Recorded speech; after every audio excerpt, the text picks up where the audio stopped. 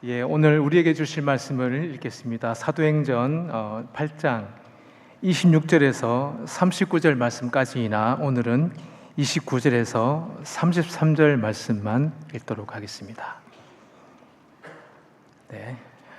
한 절씩 읽고요. 마지막 절은 같이 읽도록 하겠습니다. 제가 먼저 읽겠습니다. 성령이 빌립더를 이르시되 이 수레로 가까이 나아가라 하시거늘 빌립이 달려가서 선지자 이사야의 글 읽는 것을 듣고 말하되 읽는 것을 깨닫느냐 대답하되 지도해 주는 사람이 없으니 어찌 깨달을 수 있느냐 하고 빌립을 청하여 수레에 올라 같이 앉으라 하니라. 읽는 성경 구절은 이것이니 일러스되 그가 도살자에게로 가는 양과 같이 끌려갔고 덜 깎는 자 앞에 있는 어린 양이 조용한과 같이 그의 입을 열지 아니하였도다. 같이 읽겠습니다. 그가 굴욕을 당할 때에 공정한 재판도 받지 못하였으니 누가 그의 세대를 말하리요 그의 생명이 땅에서 빼앗김이로다 하였거늘. 아멘. 할렐루야. 반갑습니다. 이 시간 우리 좌우 옆에 분들에게 하나님만 바라보는 아름다운 인생 됩시다 라고 말씀하시면서 한번 인사해 보시겠습니까? 하나님만 바라보는 아름다운 인생 되시기를 바랍니다. 감사합니다. 오늘 이 본문의 말씀은 빌립을 통해서 어떻게 복음이 예루살렘을 넘어서 멀리 이방에까지 이르게 되는 그런 과정에 대한 말씀입니다. 그렇기 때문에 오늘 본문에 대한 의의를 말하라고 한다면 하나님께서 친히 당신의 사람들을 사용하셔서 아름다운 그런 복음 전도 일을 하셨다라고 정의를 할 수 있습니다. 그럴 수 있습니다. 충분히 그럴 만합니다.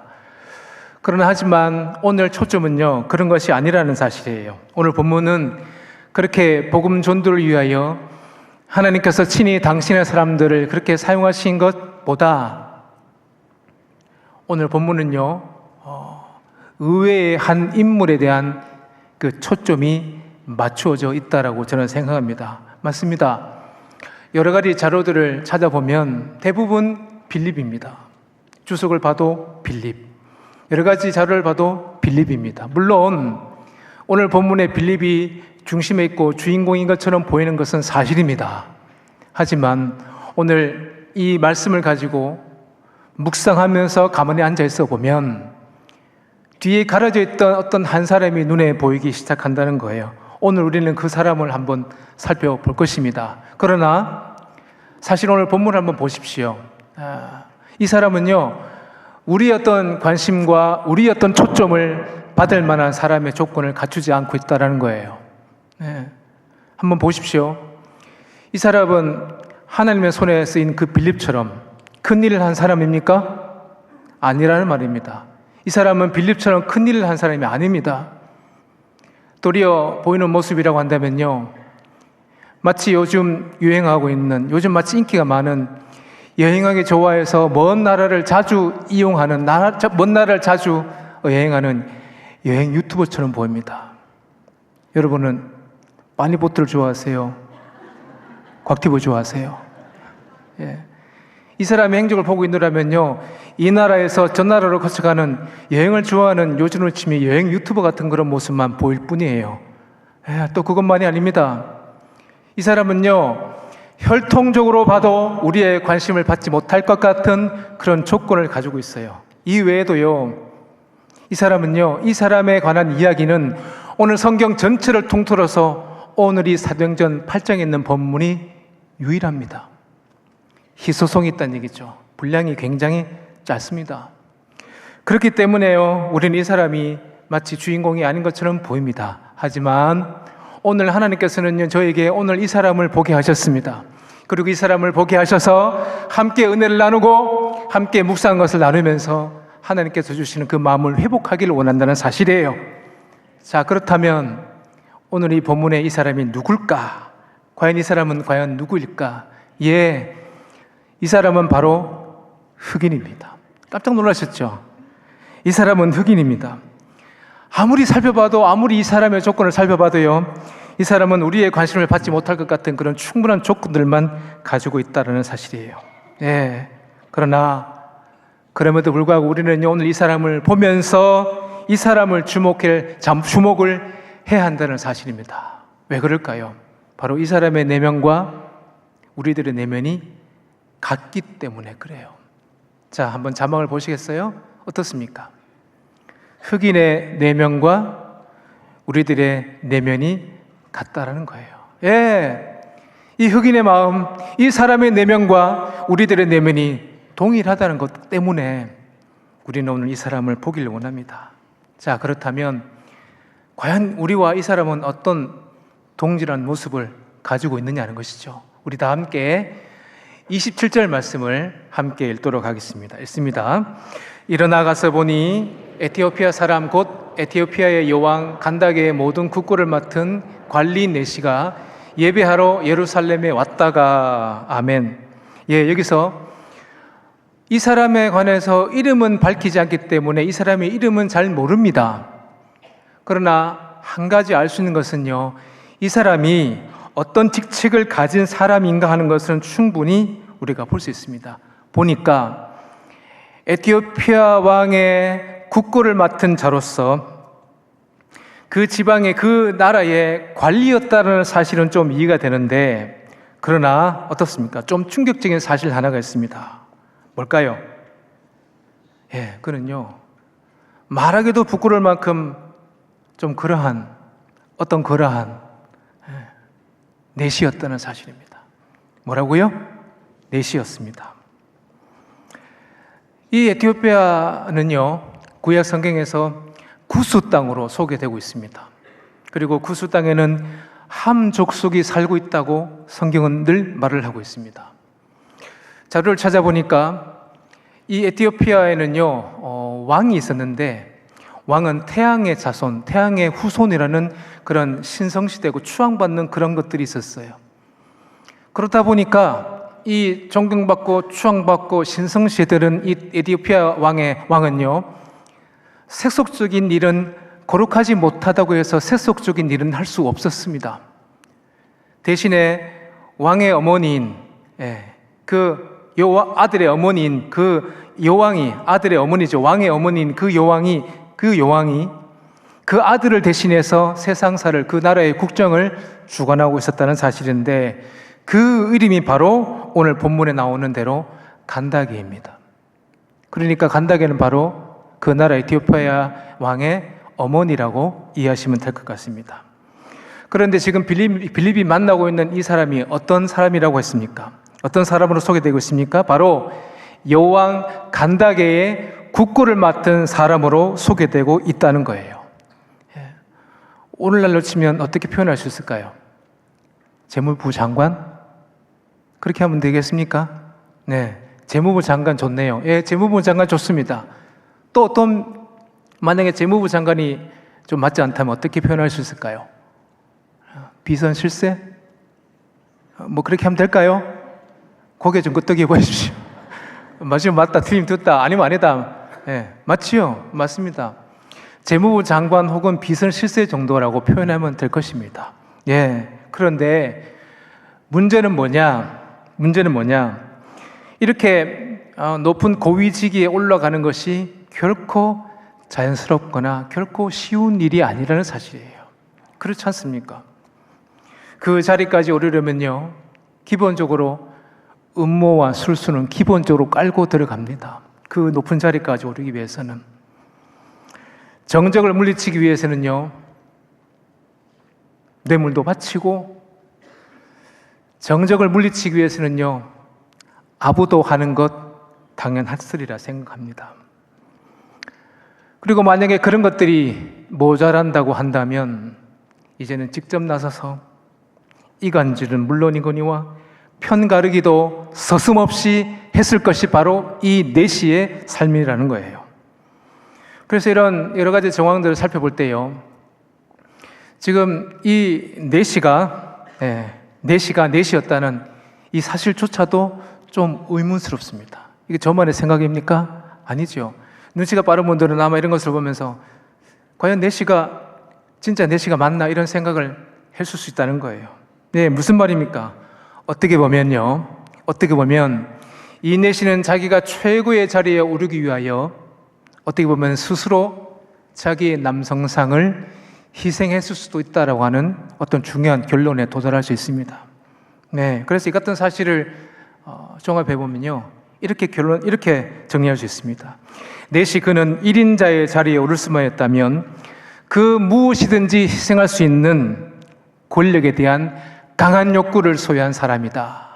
예, 넷이는요 1인자의 자리에 오를 수만 있다면 자신의 그 무엇도 희생할 수 있는 권력의 강한 욕구를 소유한 사람이다라고 정의할 수 있습니다. 예, 이해되시죠? 예. 근데 문제는 뭘까요? 이렇게 1인자의 자리에 오른다고 해서 그 내면이, 그 속사람이 만족할 수 있느냐 하는 겁니다. 안 되라는 것이죠. 그렇게 1인자가 된다고 해서 그 마음의 만족함을 채울 수 없다는 사실이에요. 예, 권력의 자리까지, 1인자가 되는 자리까지 올라가 봤습니다. 예, 남들과는 비교할 수 없는 그런 권력의 자리까지 올라가 봤습니다. 예, 그래서 그 권력을 등에 업고요, 남들이 올 수 없는 부와 남들이 가지 못하는 그 명예와 남들이 가지 못하는 그 모든 영광을 이 사람은 가지고 있었습니다. 하지만 그럼에도 불구하고 이 사람의 내면에는 채워도 채워지지 않는 내면의 그 무엇이 이 넷의 마음에 존재했다는 사실입니다. 왜 그럴까요? 왜 그럴까요? 왜 이 넷이는 1인자로서의 모든 것을 갖추었음에도 불구하고, 왜 그런 자리에 올라갔음에도 불구하고 왜 채워지지 않는 내면을 가지고 있는 것일까? 바로 이것입니다. 뭡니까? 그는 사람이기 때문에 그렇습니다. 넷이 그는요, 어쩔 수 없이 그는요, 사람이라고 하는 한 인간이기 때문에, 인간에 불과하기 때문에 그렇다는 얘기입니다. 예, 이것입니다. 그래서요, 성경 말씀은 이런 우리의 인간의 연약한 존재에 대해서 창세기 1장 26절 통해서 우리의 본래 모습을 말씀을 하고 있습니다. 우리 함께 읽어볼까요? 하나님이 이르시되 우리의 형상을 따라 우리의 모양대로 우리가 사람을 만들고. 네, 이 말씀은요, 우리 인간이 어떤 존재로 지음받았다라고 하는 그 선언 같은 말씀이면, 바꿔 말하면 이 말씀은요, 하나님이 우리를 하나님 자신의 형상대로 지음을 받았던 존재라고 선언하고 있는 말씀이에요. 예, 우리는 하나님 형상대로 지음받은 존재들입니다. 믿으십니까? 한번 크게 아멘 해보시죠. 우리는 하나님 형상대로 지음받은 존재입니다. 네, 이것을 바꿔 말하면요, 우리는요 하나님으로만 채워져야 할 영역을 가지고 있는 존재란 얘기입니다. 믿으시죠? 우리는 하나님으로 말미암아 채워져야 할 그 영역을 가지고 있는 존재라는 사실이에요. 이것이 바로 우리 인간입니다. 그런데 세상에 그 무엇을 가지고, 세상에 그 어떤 것을 가지고 내 내면을 채워보겠다? 채워지던가요? 채워지던가요? 아니에요. 안 채워집니다. 세상에 그 무엇으로 내 마음을 채운다? 이거는 말이 되지 않는 얘기라는 사실이에요. 이것은 우리는 삶에도 일할 때가 참 많습니다. 직장에서 인정만 받으면 모든 것이 되는 줄 알아서, 그래서 온갖 방법을 써가면서 직장에서 1인자가 되어봐도 막상 그 자리에서 보면요, 한없이 채워지지 않는 빈 깡통 같은 나의 내면만 볼 뿐이 한두 번이었습니까? 그렇지 않아요? 혹시나 해서 하나님 외에 다른 무언가 기쁨을 줄까 하여 그 무엇을 찾아봤습니다. 그러나 결국 돌아온 것은요, 냉랭한 그런 공허함뿐이 내게 오지 않더라고요. 여러분 경험해 보시지 않으셨어요? 돈만 있으면 되는 줄 알았습니다. 그 돈을 쫓아봤습니다. 그 돈을 쫓았습니다. 그 돈을 쫓았어요.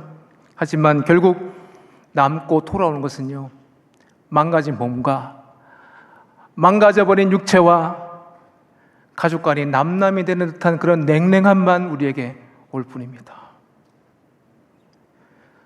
30평짜리 아파트에 살면요, 40평짜리 아파트가 눈에 어른어른 겁니다. 그래서 기어이 40평짜리 아파트를 샀다고 칩시다. 그것이 끝났습니까? 아니에요. 또 다른 욕심이 우리 속에 슬금슬금 올라옵니다. 걸어 다닐 때는 조그마한 수용차 한 대 있으면 좋겠다 해놓고 하나님께서 은혜를 주셔서 수용차가 있게 되면 한두 달 정도 싱글벙글 하다가 금세 어떻게 됩니까? 시무룩해지잖아요. 왜 그리 아닌 것처럼 표정 주고 있습니까? 여러분 표정에 달변이세요. 기가 막힙니다, 표정들. 하지만 여러분 동의하시죠, 내면으로.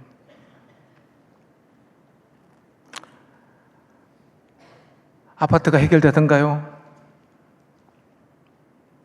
원하던 승용차가 있으면 만족해지던가요?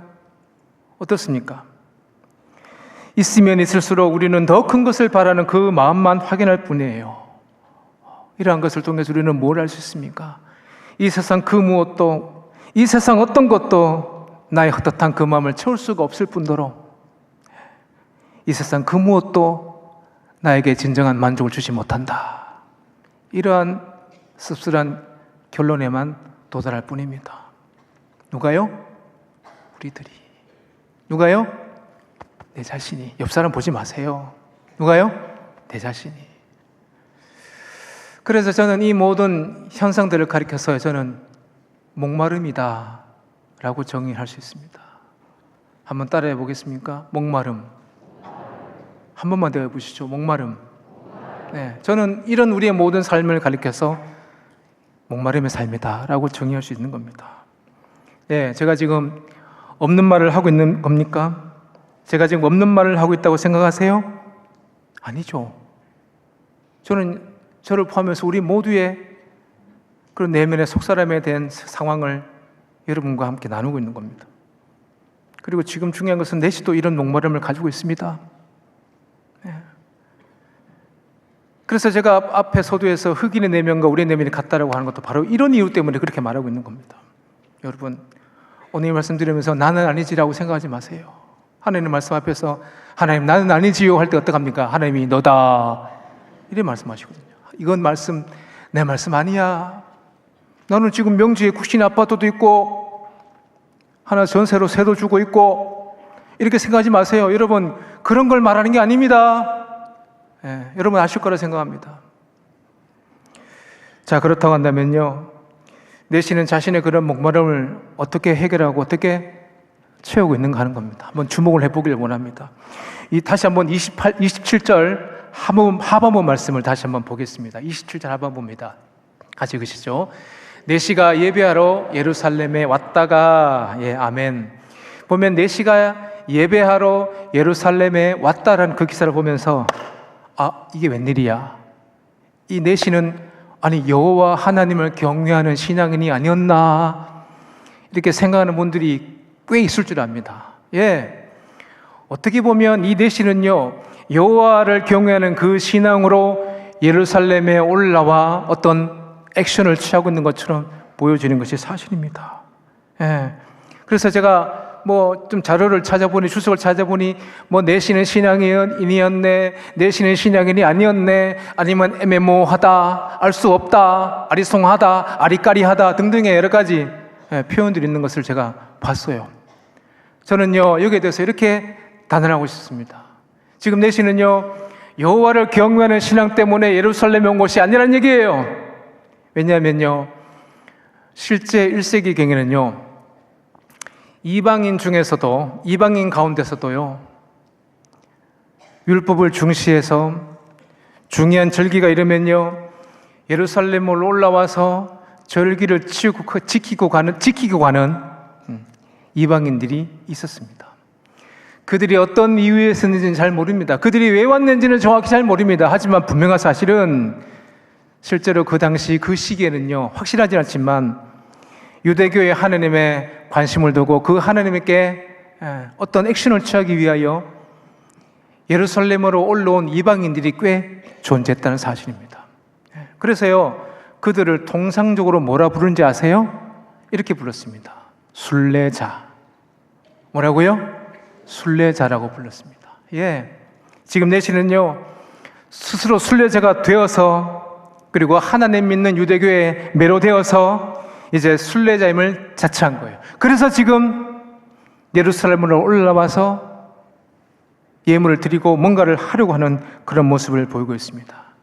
그러나 여러분들 보십시오. 이 내시가 순례자를 자처하면서 그가 예루살렘에 올라오면서 그가 여기 와서 주의 성전을 가까이 오면서 그의 가진 목마름이 해결되었는가 하는 문제입니다. 해결되었을까요? 아니죠. 어떻게 아세요? 예, 눈치 보니까 아시겠죠. 예, 맞으면 돼서 이해가 안 되니까. 예, 그는요 예루살렘 올라와도 채워지지 않는 목마름을 가지고 있었어요. 그렇게 순례자를 자처했습니다. 그렇게 이방 나라에서 멀리 타구해서 시간을 들여 에너지를 써가면서 어떤 무언가를 찾기 위해 예루살렘을 올라왔습니다. 하지만 문제는 뭐예요? 정작 채워지지 않는 목마름만 확인할 뿐입니다. 그리고 채워지지 않는 자신의 모습을 바라볼 뿐이에요. 왜 그럴까요? 예, 그는 여전히 이방인이기 때문에 그렇습니다. 이방인이기 때문에요. 그는 여호와의 성전이나 여호와의 지성소는 얼씬도 하지 못할 뿐더러 성전의 뜰조차 밟을 수 없었습니다. 더욱이 그는 어떤 자입니까? 더욱이 그는 거세당한 자잖아요. 그는 거세당한 자 아닙니까? 우리 신명기 23장 1절에 있는데 이 말씀을 제가 한번 읽어드리겠습니다. 고환이 상한 자나 음경이 잘린 자는 여호와의 총회에 들어오지 못하리라. 여기 보시면 거세당한 자, 그것이 없는 자는 여호와의 총회에 들어올 수 없다라고 주의 말씀도 말하고 있어요. 때문에요, 이런 여러 가지 이유들 때문에 그는요 성전으로 왔음에도 불구하고 성전 근처는 얼씬도 못하고 있는 그런 상황을 만나고 있는 것입니다. 그래서 내시 입장에서는요 어쩔 수 없는 그 상황, 사방으로 꽉 막혀있는 그 상황을 만난 것입니다. 우리 이럴 때 쓰는 말이 있죠. 앞뒤 꽉 막혀 아무것도 할 수 없는 그 상황이, 이럴 때 쓰는 말이 있죠. 보십시오. 뭡니까? 진퇴양난. 뜻은요, 나아가지도 물러서지도 못하는 난감한 입장에 처함. 지금 내시는요 앞으로도 가지 못하고 뒤로도 가지 못하는, 앞뒤로 꽉 막혀있는 그런 상황을 만난 거예요. 한 걸음도 나갈 수 없는 그런 상황을 만난 겁니다. 그야말로 안타까운 상황을 만난 겁니다. 1인자의 자리만 올라가면 되는 줄 알았습니다. 그래서 그렇게 길을 쓰면서 그 나라의 1인자까지 올라가 봤습니다. 거기만 가면 다 되는 줄 알았어요. 종교적으로 무언가를 하면은, 종교적으로 무언가를 액션을 취하면은 그 마음에 만족감이 있을 줄 알았습니다. 그래서 스스로 순례자길을 택하여 예루살렘까지 올라왔건만 현실은 어떡합니까? 앞뒤로가 막혀서 아무것도 할 수 없는 그런 진퇴양난의 상황만 만나고 있습니다. 누가요? 내시가. 어떡할까요? 여러분 이 상황이라면 여러분 어떡하시겠어요? 여러분이 만약에 이런 상황을 만난다면 어떡하시겠어요? 뭐 사람한테 가서 뭐 좀 이게 상황을 얘기하면서 뭐 좀 해보시겠어요? 야, 있잖아, 비밀인데 내 좀 얘기 좀 들어봐라. 있잖아, 내가 지금 죽겠다. 어제 죽겠다 쓰지 하지 말라 그랬죠. 주께서 쓰시면 얘기했잖아요. 그렇지만 극심한 고통이 오면은 나오잖아요. 그런데 여러분 아시죠? 있어봐라, 내 얘기를 하고 비밀이다 하고 내 속내를 털어놨잖아요. 그러면요 이 얘기가요 돌고 돌아서 다시 내게 들립니다. 나는 어떤 좀 해결을 하기 위해서, 좀 도움을 받기 위해서 내 속내를 얘기했을 뿐인데, 나의 민감한 얘기를 했을 뿐인데 돌고 돌아서 내게 들립니다. 그때의 그 마음의 좌절감은요 이루 말할 수 없습니다. 그때 그 배신감은 이루 말 못합니다. 근데 이것을 그냥 당장 이런 생각이 올라오죠. 여러분 이 상황이라면 어떡하시겠어요? 말 좀 해보십시오. 어떡하시겠어요? 그냥 콱! 어떡할까요? 어떻게 하면 좋겠어요? 아시잖아요. 여러분 어떻게 보면 저보다도 인생을 더 많이 살아오신 분들이기 때문에 이 어려운 이 난감한 상황일 때 어떻게 해야 될까요? 하지만 아시지요? 알고 계시지요? 끝이 아니라는 사실 말입니다. 아시지 않습니까? 우리가 아무것도 할 수 없는 그 절박한 상황이야말로 누가 일하신다고요? 하나님이 일하십니다. 우리가 만난 그 깡막힌 그 상황 누가 일하십니까? 하나님이 일하시는 절체절명의 기회라는 사실이에요. 이제는 끝났다. 뭘 더 할 수 있겠어? 하나님이 이 상황을 아실까? 그야말로 모든 것을 다 포기할 것 같은 그런 순간이야말로 우리 하나님이 일하시기 딱 좋은 상황입니다. 그래서 이런 상황을 가르쳤어요. 하나님 입장에서는 하나님의 일하심이요, 우리 입장에서는 바로 하나님의 은혜라고 말하는 겁니다. 우리 입장에서는 어떤 것이라고요? 하나님의 은혜. 그러면 지금 하나님은요, 이 은혜를 주시기 위해서 어떤 일을 하고 계신 걸까? 한번 살펴보기를 원합니다. 우리 함께 29절을 함께 읽겠습니다. 읽습니다. 성령이 빌립더로 이르시되 이 수레로 가까이 나아가라 하시거늘. 이제 하나님께서는요, 이 성령께서는요, 지금 수레탄 내시에게로 지금 빌립을 보내고 계십니다. 자, 이때 내시는 어떤 일을 하고 있습니까? 우리 한번 29절을 함께 읽어보겠습니다. 자, 시작. 돌아가는데 수레를 타고 선지자 이사야의 글을 읽더라. 지금 내시는요, 채워지지 않는 그 목마름을 가지고 이제 본국으로 돌아가는데 그냥 돌아가지 않았습니다. 바로 이사야의 말씀을 읽고 있어요. 자, 그것이 오늘 본문 32절과 33절에 나오고 있는데 우리 함께 다시 한번 읽어보겠습니다. 한번 읽어보겠습니다. 1년 성경 구절은 이것이니 일러스되 그가 도살자에게로 가는 양과 같이 끌려갔고 덜 깎는 자 앞에 있는 어린 양이 조용한 같이 그의 입을 열지 아니하였도다. 그가 굴욕을 당했을 때에 공정한 재판도 받지 못하였으니 누가 그의 세대를 말하리요. 그의 생명이 땅에서 빼앗김이로다 하였거늘. 아멘. 지금 내시는 그 답답한 마음을 어찌할 수 없어서 그 답답한 마음을 부여잡고 하필이면 이사야 성경, 제일 어려운 이 성경을 읽고 있다는 거예요. 이 성경은요, 바로 이사야서 53장 7절에서 8절에 나오는 바로 메시아 고난에 관한 예언의 말씀이에요. 근데 문제는 뭐예요? 아직 예수님을 만나지 못한 이 내시의 입장에서는요, 이 말씀을 이해하는 것은요, 거의 불가능하다는 사실이에요. 예수님을 만나지 못한 그에게 있어서 이 말씀은요, 오리무중입니다. 그야말로 알 수가 없는 그 말입니다. 그냥 유대교에 그 하나님의 관심을 가진 나머지 그냥 순례자가 된 것일 뿐인데 아직 신앙은 아닙니다. 그냥 답답한 마음으로 유대교에 하나님의 관심을 두고 순례자가 된 것일 뿐, 아직 이 말씀을 보고 이해하고 그걸 믿음으로 받아들이고 아멘할 수 있는 그런 수준이 아니란 말입니다. 그럼 어떡합니까? 답답하니까. 어떡합니까? 답답하니까 큰 소리로도 읽어보고 한 구절 한 구절 정독도 해보았을 것입니다. 왜요? 목마르니까. 왜요? 채워지지 않으니까. 왜요? 답답하니까. 여러분, 살면서 이런 감정들은 경험해 보셨지 않으실까 생각하네요. 우리가 살아가면서 답답한 일을 얼마나 만났습니까? 그죠?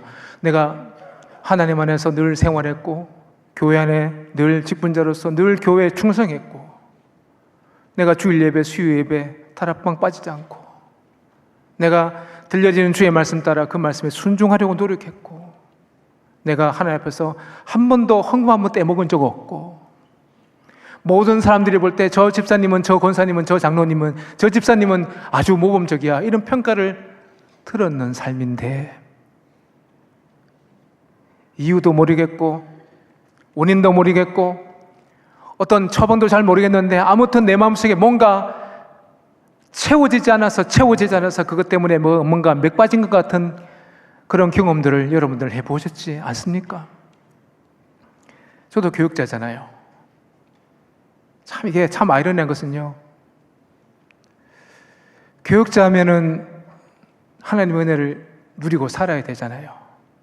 교육자 하면은 누구보다도 하나님의 말씀을 가까이 하고, 교육자 하면 누구보다도 정말 하나님 앞에서 그 하늘에서 물붓듯이 부어지는 은혜를 경험하고, 주여만 하면 하나님께서 왜? 라고 하는, 왜 불렀느냐, 이런 응답이 있을 줄 아시죠? 교육자는 새벽 이슬만 먹는지 아시죠? 그래서 가끔 화장실에서 나오면 놀라는 분들이 꽤 있더라고요. 목사님도 화장실 가시나? 굉장히 저도 놀랍니다. 흠칫저도 놀랍니다. 그런 표정 보면. 처음에 신학교를 갈 때는요, 이런 환상을 가졌어요. 신학교만 가면 그냥 하나님께서 에녹처럼, 아시죠? 신학교만 가면 하나님이 모세처럼, 여기만 가면 하나님이 엘리사처럼, 엘리야처럼 뭔가 물붓듯이 부어줄 거라는, 그땐 잘 몰랐죠.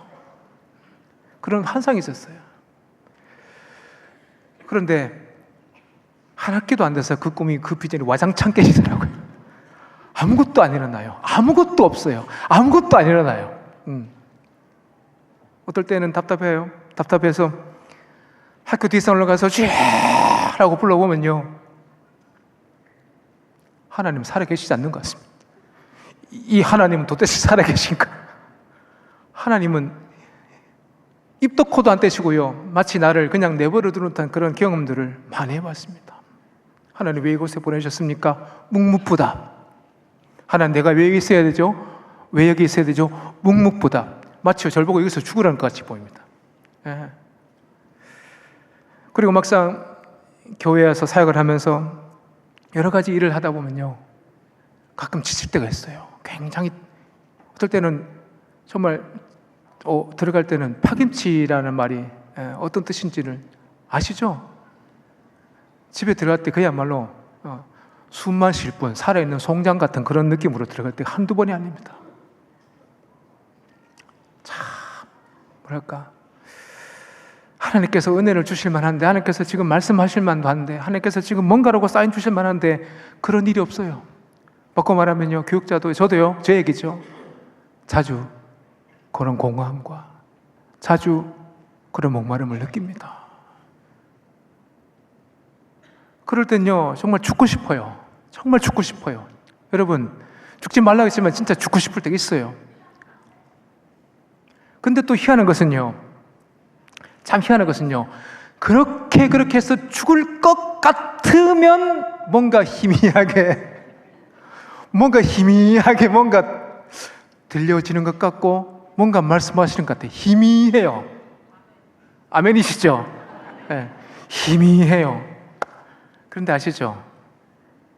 역대기를 보면 하나님께서 세미한 음성으로 들으시는 말씀, 하나님께서 세미한 음성을 주신다는 말씀 아시죠? 나중에 이 말씀 볼 때, 아하, 요게 하나님의 말씀이구나. 아하, 요게 하나님께서 내게 주시는 말씀이구나. 그거를 붙잡고, 그거 하나 붙잡고 이 자리까지 오게 된 것 같습니다. 참, 하나님은 죽을 것 같이 몰아가시다가 죽기 일보 직전에 뭔가 탁 주시더라고요. 저한테는 참 매정하세요. 하나님은 뭔가 좀 하면요, 하나님께서 오냐 딱 주셔야 되는데, 우리 지난주 순장 집천서 쇠도끼가 물에 떠오르니 탁 하면 탁 와야 되는데, 그죠? 하나님은요, 저한테는 유독 그렇게 하세요. 바로 안 주십니다. 굉장히 오래 기다리게 합니다. 굉장히 오래 기다리게 합니다. 그리고요, 아까 말했듯이 끝물에 살짝 뭔가 보여줍니다. 근데 사역을 해보니 그게 저한테는 하나님의 음성이고 주님께서 내게 채워주시는 목마름이더라고요. 네. 오늘 이 내시는요, 이 말씀을 보고 또 봐도 이 말씀을 이해할 수 없어요. 그는요, 분명히 이런 생각을 가졌을 줄 압니다. 끌려가면서 잠잠한 그가 과연 누구를 말하는 것인가? 끌려가면서도 잠잠한 그가 과연 누구를 말하는 것인가? 그리고 굴욕을 당하는 가운데 그 생명을 잃어버린 그가 과연 누구를 말하는 것인가? 과연 그가 누군가? 이런 채워지지 않는 그 질문을 가지고 빌립에게 묻게 되자, 빌립은요, 그때 성령의 인도로 말미암아 단도직입적으로 담대히 단번에 이사야가 말하는 그는 바로 예수 그리스도라는 그런 당당한 고백을 하게 됩니다.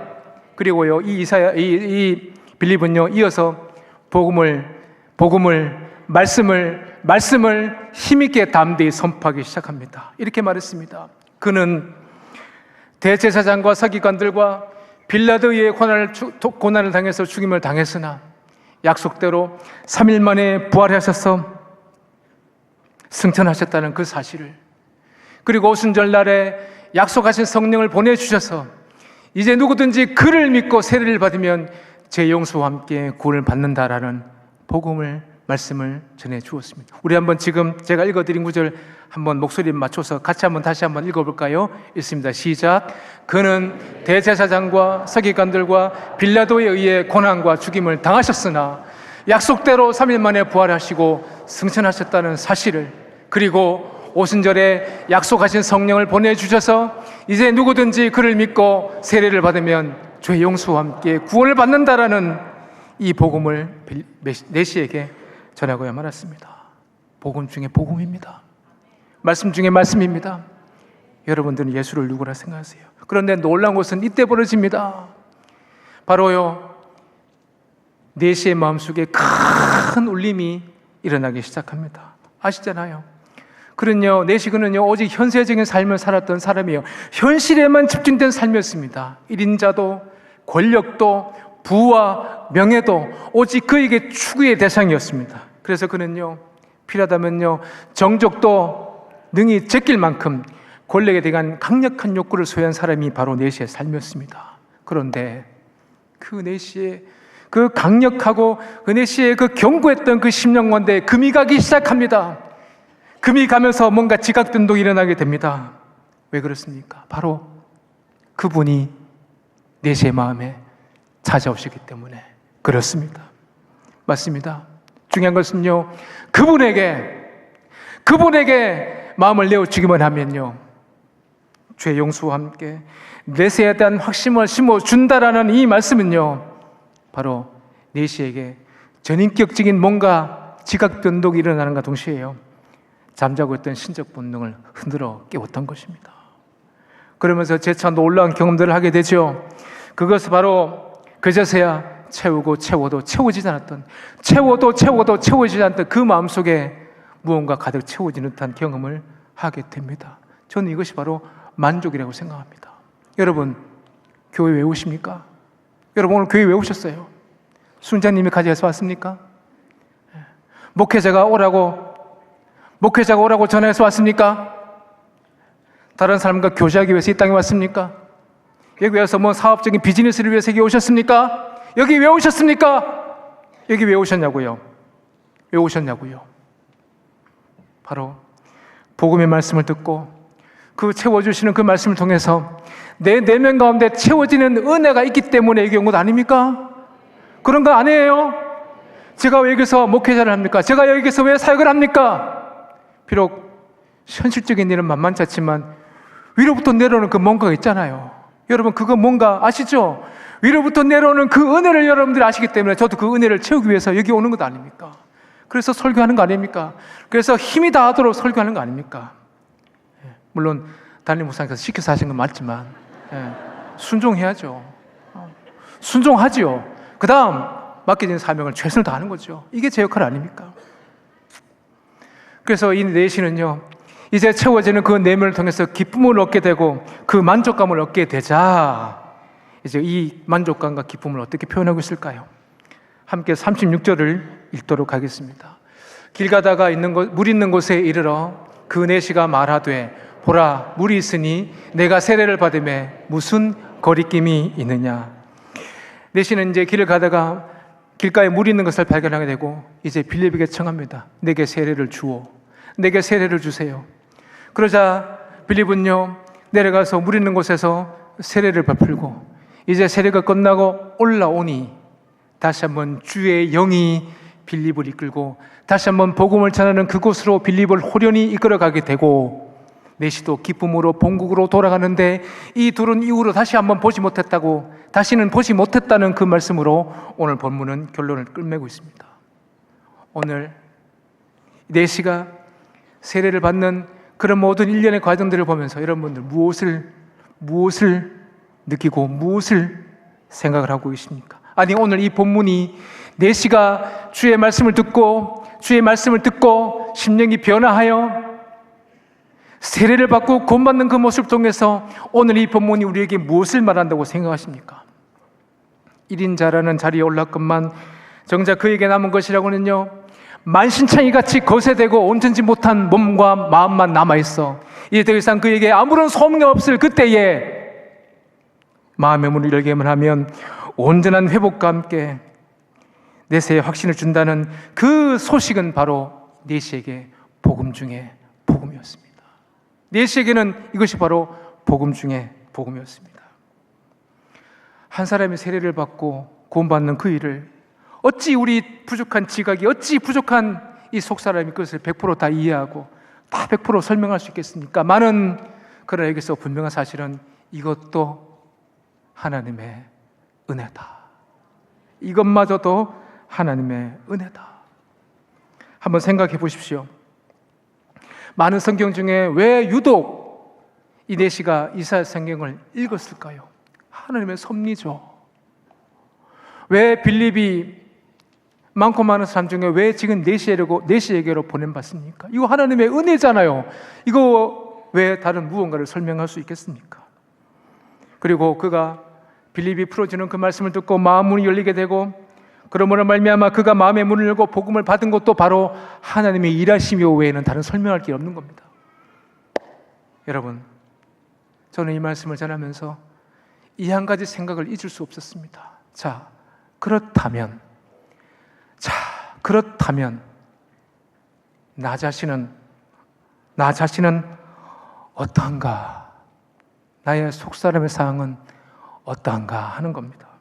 여러분, 속사람 어때요? 인정받는 자리도, 부와 명예도, 그 자리를 위해서, 그 모든 것을 위해서 노력했건만 정작 그곳 올라가도 나에게 아무런 만족감을 주지 못한다는 그 목마름의 이야기가 혹시 나의 이야기가 아닙니까? 아무렇지도 않게 정장을 입고 깨끗한 몸을 하고 이 자리에 태연히 앉아있는 것 같아도 그 속에는 채워지지 않는 그 목마름을 해결하지 못해서 방황하고 있는 심령이 바로 내 자신 아닙니까? 이것들을 해결하고 싶어서, 이 목마름을 해결하고 싶어서 이리 뛰고 저리 뛰는 삶이 바로 나의 삶이 아닙니까? 그런 분이 계시다면 이 시간 목마름 가득한 내 내면 가운데 예수님으로 채우셔야 합니다. 예수님으로 채우셔야 합니다. 예수 그리스도, 예수 그리스도, 예수 그리스도, 예수 그리스도, 그분이 나의 내면을 채워야 합니다. 내시의 심령을 터치하셨던 그 예수님이 이제 나의 심령에도 찾아오셔서 내 심령을 터치하셔야 됩니다. 여러분, 살아야 되잖아요. 여러분, 살고 싶죠? 여러분, 살고 싶지 않습니까?